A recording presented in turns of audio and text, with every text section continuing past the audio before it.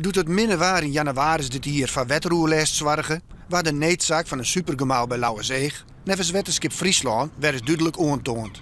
Het nijgemaal liek het Joert Liekwels vierde voort als eer.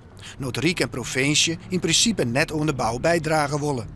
De bouwkosten van 150 miljoen euro zouden daarmee voor slijm verrekken van de wetenskippen in Friesland en Greensland komen. En die zullen dat net zitten. Als wij beide de helft van het gemaal betalen moeten, dan gaan de lessen ongeveer met 10% omheen. En dat is net verantwoord. Dan moeten we nog eens even goed zien of wij dat er op dit stuit wel verhoord hebben. Ja. Wetenskippen staan gewoon aan de lot van gemalen. In principe, maar die haar zelfs redden kunnen. Absoluut. En boven dat je kan wel zeggen, dat moet de provincie mij betalen, krijgt als zo'n dat net diezelfde borgers wezen die ik de wetenschapslasten opbrengen. Nevens deputaire Schokker is de oplossing simpel. Lees toen de zieken zo'n aantoond had dat een liedse dus goedkoper gemaal ook onder de eerste voldwaan kan.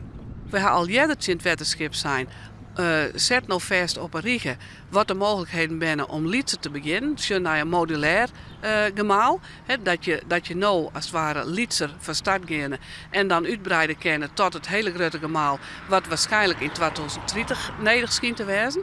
Nou, dan denk ik dat je begint bescheiden, pragmatisch, nuchter, maar iets wat nou nodig is. Het is net het uitgangspunt. En wij hebben natuurlijk de business case nog net al rond.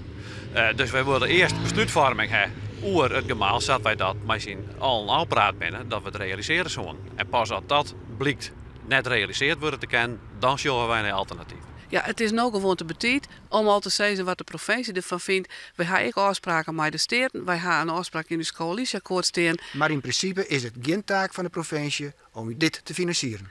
Zij is het.